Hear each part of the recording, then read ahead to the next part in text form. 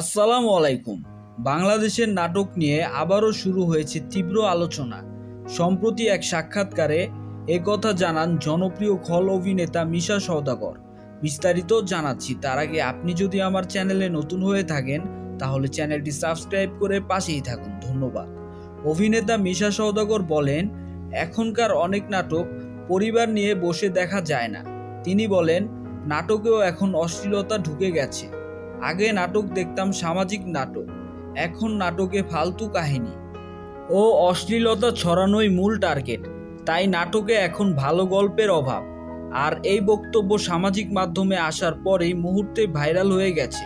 অন্যদিকে অনেক দর্শক এই বক্তব্যের সঙ্গে একমত হয়ে মন্তব্য করেছেন যে আগের মতো পারিবারিক নাটকের সংখ্যা কমে গেছে।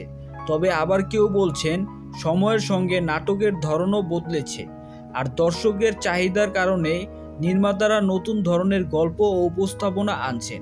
এখন প্রশ্ন হচ্ছে, বাংলাদেশের নাটক কি সত্যি পারিবারিক বিনোদন থেকে দূরে সরে যাচ্ছে, নাকি এটি শুধু ভিন্নতা? সো ভিউয়ার্স, এই বিষয়টি নিয়ে আপনাদের কি মতামত কমেন্ট করে জানাতে ভুলবেন না। ধন্যবাদ।